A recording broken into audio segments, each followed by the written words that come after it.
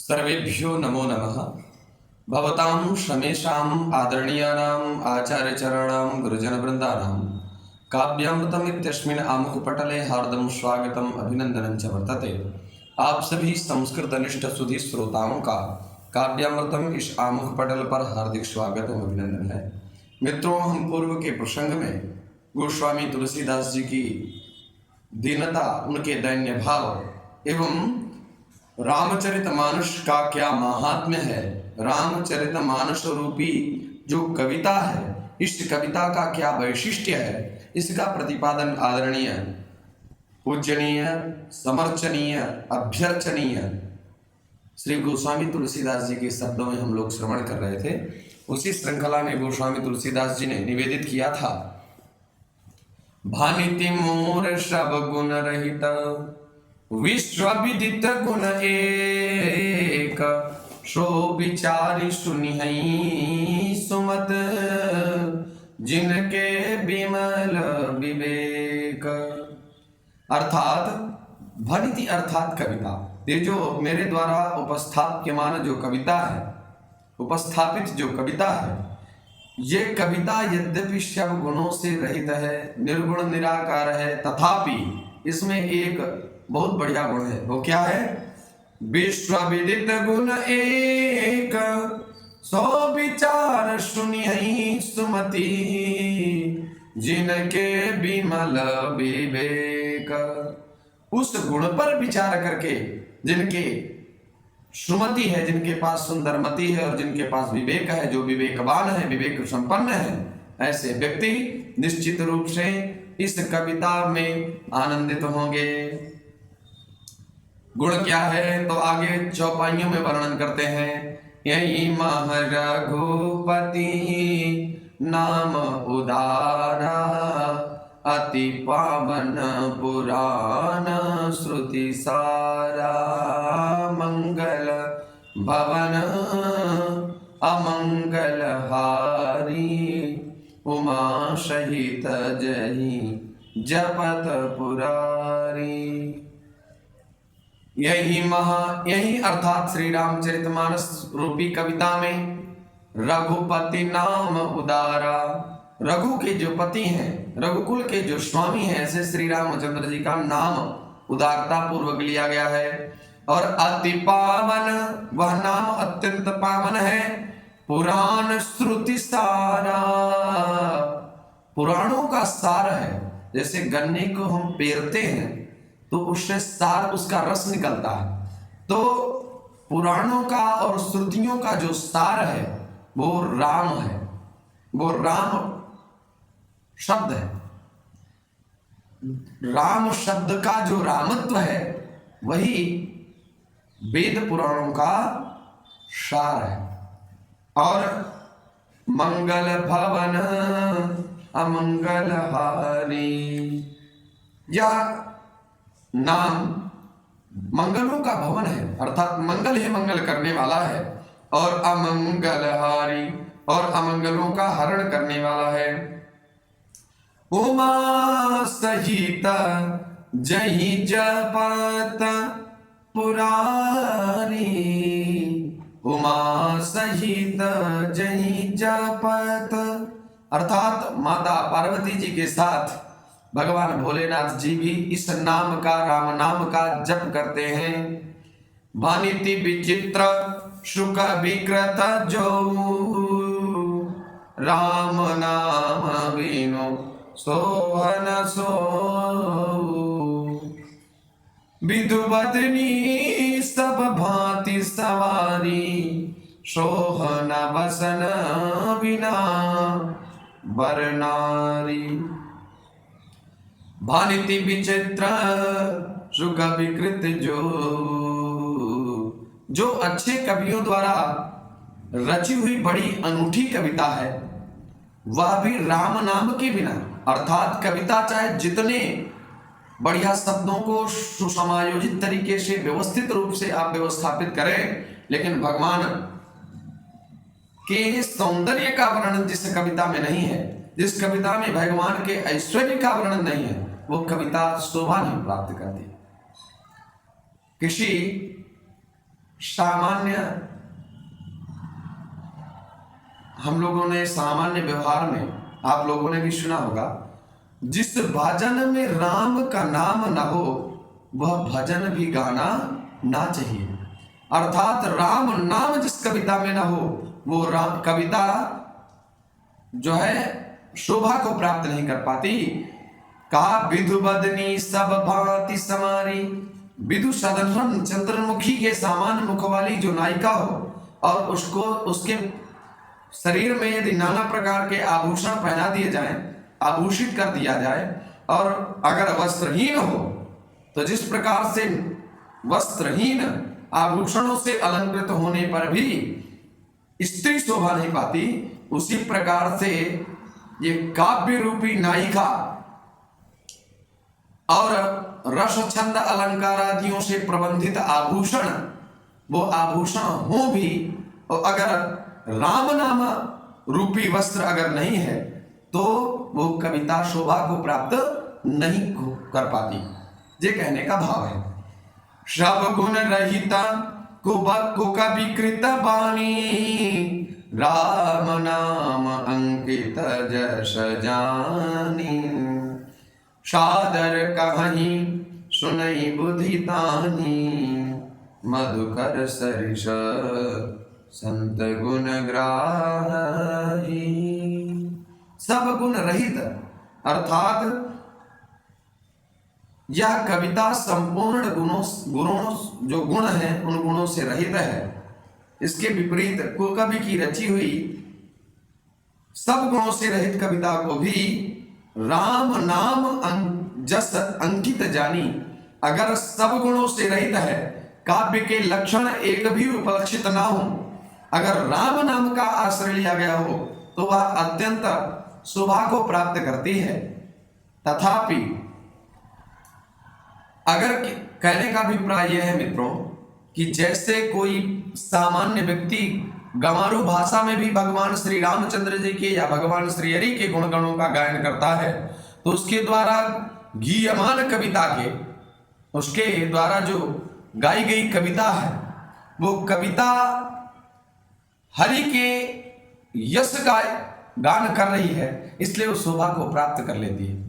और कोई बहुत अच्छे शब्दों के द्वारा शब्द वैदुष्ट के माध्यम से प्रतिष्ठा पाना चाहे तो प्रतिष्ठा तो पा सकता है, लेकिन उसकी कविता में वो रस नहीं आएगा। और वास्तविक रस कब आएगा?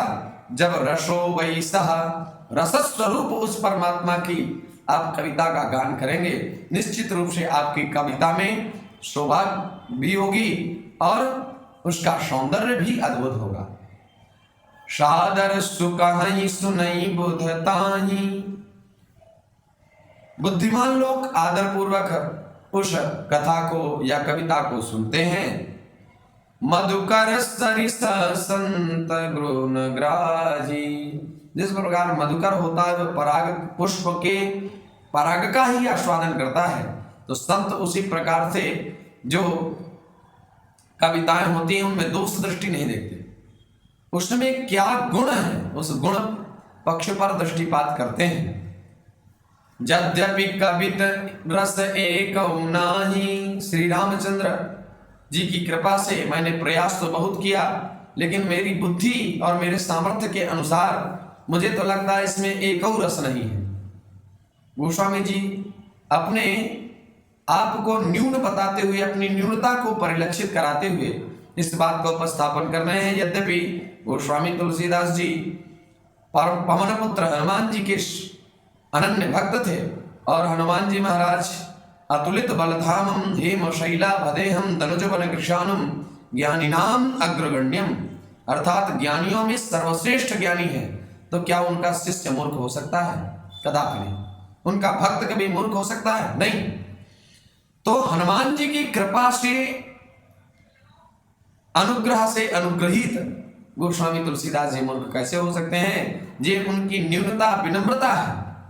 ये अपने न्यून भाव को, न्यूनत्व भाव को प्रतिपादित करते हुए कहना चाह रहे हैं कि यद्यपि कविता रचये कहूं नाही, मेरी इस कविता में बिल्कुल रस नहीं है।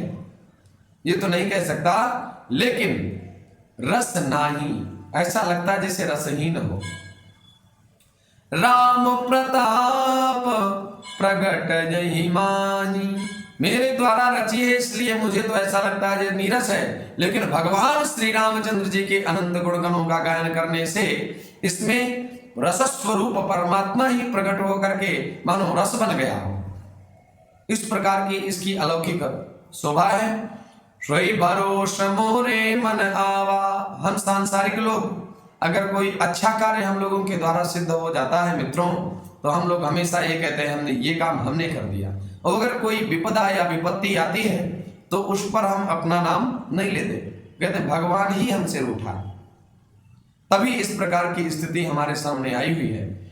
मित्रों, आगे ही गोस्वामी तुलसीदास जी स्वयं स्पष्ट करेंगे, निज कृत कर्म भोग सब भ्राता, ना कोई किसी को कष्ट देता है, ना कोई किसी को सुख देता है, ना दुख देता है, सब अपने किए गए कर्मों के माध्यम से ही प्राप्त करते हैं, वो सुख हो अथवा दुख हो। हर व्यक्ति का भाग्य अर्थात गर्भस्थ शिशु के ललाट पर 5 चीजें विधाता ब्रह्मा जी के द्वारा लिख दी जाती। कौन कौन? आयु कर्म च वित्तं च विद्या निधनमेव च पंचैतान्यपि सृज्यन्ते गर्भस्थस्यैव देहिनः।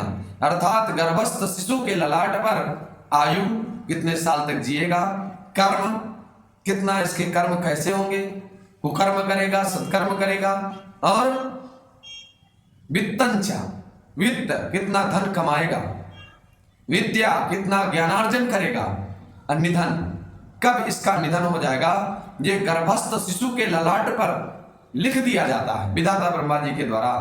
तब जिसका जितना जो भाग्य है प्रारब्धानुसार अपने प्रारब्ध का भोग करके सब यथायथ स्थान परमात्मा की व्यवस्था को व्यवस्थापित करने के लिए हम लोग मरकट की तरह घूमते रहते हैं। और इस आवागमन के बंधन से छूटने के लिए मित्रों, प्रभु नाम संकीर्तन या भगवान के अनन्य गुणगणों का गायन ही परम पदवी मोक्ष को प्राप्त करा सकता है। मोक्ष अर्थात अपवर्ग, एक नाम मोक्ष का है अपवर्ग। पतन फलासा बंध भय मृत्यु जहां पर नाही, पाफा बाभा मारहित सो अपवर्ग कहाई। अर्थात जिसमें पवर्ग नहीं है, पतन होने का डर नहीं है, फल किसी परमात्मा को प्राप्त करने के बाद किसी फल को प्राप्त करने की आशा नहीं रह जाती, बंधन नहीं रहता, भय नहीं रहता किसी भी चीज से, और जो कभी मरता नहीं, हमेशा अमृत को प्राप्त कर लेता है, वो परमात्मा की कृपा से मोक्ष का नाम जहां पवर्ग ना, उसको अपवर्ग कहते हैं। अब मित्रों, सोई भरोस मोरे मन आवा, के न सुसंग बड़पनु पावा। भगवान श्री रामचंद्र जी के प्रति मेरा भरोसा एक निष्ठा है, और मुझे विश्वास है कि आज तक जिन जिन लोगों ने सुसंग किया उनकी कुख्याति नहीं हुई। भगवान श्री रामचंद्र जी जैसा साधु महापुरुष, सज्जन महापुरुष मिलने वाला है नहीं, इनसे बड़ा कोई संत है नहीं। और रामचंद्र जी का सानिध्य मुझे प्राप्त हो जाएगा तो निश्चित रूप से मुझे बड़प्पन मिलेगा। यद्यपि मेरी कविता में रस नहीं है, लेकिन राम जी की कृपा से ये सब हो जाएगा। धूम तजई सहज करुणाई, अगरु प्रसंग सुगंध बसाई, भनिति भदेश वस्तु भल बननी, राम कथा जग मंगल करनी। धुआं भी अगर का संग पा जाए, जो हम आहुति इत्यादि में अगर तगर का प्रयोग करते हैं, अगर वह धुआं भी अगर तगर का संयोग पा जाता है तो वो अपने स्वभाव में रहने वाले कड़ुएपन को छोड़ देता है। और गोस्वामी तुलसीदास जी कहते हैं, मेरी कविता यद्यपि नीरस और धुएं के भांति गुण वाली है, तथापि इसमें जगत का कल्याण करने वाली राम कथा रूपी उत्तम वस्तु का वर्णन किया गया है। इससे यह समाज में अच्छी जानी जाएगी, अच्छी मानी जाएगी। अच्छा, राम कथा का और क्या वैशिष्ट है, तो गोस्वामी तुलसीदास जी स्पष्ट करते हैं, मंगल करनी कलिमल हरनी तुलसी कथा रघुनाथ की, गति कूर कविता सरित की, ज्यों सरित पावन पाथ की, प्रभु सुजस संगति बनीति भले, ओनी सुजन मन भावनी, भव अंग भूति समान की, भव अंग भूति मसान की, सुमिरत सुहावनी पावनी। अर्थात मंगल करनी नंबर 1 गुण, दूसरा कलिमल हरणी, तीसरा तुलसी कथा रघुनाथ की, गति क्रूर कविता सरित की, जो सरित पावन पाथ की। तुलसीदास जी कहते हैं कि ये जो ब्राह्म कथा है कलिमल हरणी है, अर्थात कली के प्रभाव से प्रभावित करने वाले जो मल हैं, दोष हैं, उनका हरण करने वाली है। मंगल करनी, मंगलों को करने वाली है। तुलसी कथा रघुनाथ की, रघुनाथ जी की जो ये कविता है या कथा है, वो कथा कल के पापों को समन करने वाली, मंगल को करने वाली है। गति क्रूर, इसकी गति यद्यपि क्रूर है, टेढ़ी है, बात को स्पष्ट तरीके से नहीं कहा गया। अभिव्यक्ति भी अनभिव्यक्त तरीके से कहा गया, माने अभिव्यक्ति भी अपनी अनभिव्यक्त तरीके से की गई है। कविता सरित की, ये कविता रूपी जो नदी है ये अत्यंत टेढ़ी है, बात सीधी नहीं कही गई। जो सरित पावन पाथ की, जैसे गंगा जी की चाल अत्यंत टेढ़ी है, लेकिन वह पतित पावनों को पावन करने वाली है, उसी प्रकार से रामचरित रूपी ये जो गंगा मेरे द्वारा प्रवाहित की जा रही है, ईश्वर की अभिप्रेरणा से अभिप्रेरित होकर के जो मैं इस कविता रूपी नदी का निर्माण कर रहा हूं, ये अत्यंत टेढ़ी है, तथापि इसमें पावनत्व शक्ति है, इसमें सामर्थ्य है कि कितना भी पतित व्यक्ति क्यों ना हो, वो अत्यंत पुनीत एवं पावन हो जाएगा कथा इसकी श्रवण करने से। अच्छा, लोग एक मन में विचार हो रहा होगा कि क्या हम जो है जीवन भर आतंकवाद फैलाएं और बुढ़ापे में रामचरितमानस को पढ़ जाएं तो हम क्या हमारे कलिमलों का नाश हो जाएगा? नहीं, हमारे उन्हीं पापों का समन गंगा जी करती हैं, या पुराणों के पाठ करने से उन्हीं पापों का समन होता है जो हमसे अनभिज्ञता के कारण हो जाते हैं। हम समझते हैं जैसे हम रास्ते में चल रहे हैं, ज्ञात रूप से बहुत सारे जीव हमारे पैरों के तले आकर के नष्ट हो जाते हैं। तो जो अज्ञात पाप हैं, अनजाने में जो ज्ञात अथवा अज्ञात हो गए, उनका तो पुराणों के द्वारा, पुराणों के पठन से, श्रवण से, या रामचरितमानस के पठन श्रवण से नष्ट हो जाते हैं। लेकिन जो पाप प्लान बना के किए जाते हैं, उन पापों का शमन पुराणों के द्वारा या रामचरितमानस के पढ़ने से नहीं होता। उसका तो फिर एक ही है, अवश्यमेव भोक्तव्यम कृतम कर्म शुभाशुभम। जो व्यक्ति जैसा कर्म करता है उसको वैसा कर्म का भोग भोगना पड़ता है। और प्रभु सुजसी संगति भनीति भली होनी, सुजन मन भावनी। प्रभु के सुयसों की संगति से भनीति, अर्थात यह कविता भली होनी, बहुत सुंदर होगी। और सुजन मन भावनी, जो सुंदर लोग हैं, शुद्ध बुद्धि वाले हैं, सुमति युक्त हैं, विवेक संपन्न हैं, ऐसे व्यक्तियों के मन को लुभाने वाली होगी, अत्यंत चित्ताकर्षिका होगी ये कविता। और जैसे उदाहरण बताया, भाव अंग भूति मसान की, जैसे स्मशान घाट की जो भस्म होती है, अर्थात किसी मुर्दे को जलाने के बाद जो उसकी भस्म होती है वह अशुद्ध होती है। ऐसी अशुद्ध भस्म को भी अगर भोलेनाथ जी को प्रत्यर्पित कर दिया जाता है, अर्थात स्मशान की अपवित्र राख भी महादेव जी के अंग के संग से सुहावनी लगती है। तो कहते हैं स्मरण करते से ही, अर्थात उसी भगवान भोलेनाथ पर प्रत्यर्पित हुआ भस्म अगर हम लोग लगाते हैं तो हमारे विभिन्न प्रकार की समस्याओं का समाधान करने में वो भस्म सहायक होती है। का उसी प्रकार से ये जो रामचरितमानस ग्रंथ की रचना की जा रही है, ये रामचरितमानस यद्यपि शब्द वैदुष्य मेरे द्वारा उतना मुझे कुछ आता ही नहीं, उन्होंने स्पष्ट कहा कि सत्य कहूं लिखी कागज कोरे, मुझे कुछ नहीं आता है, मैं कागज कोरे में लिख सकता हूं, लेकिन ईश्वर की कृपा और आशीर्वाद से मित्रों उनको आज बड़े बड़े प्रोफेसर भी ऐसी भाषा नहीं लिख सकते जितनी सारगर्भित भाषा आदरणीय गोस्वामी तुलसीदास जी की है, और वो अपने आप को अत्यंत न्यून बताते हैं।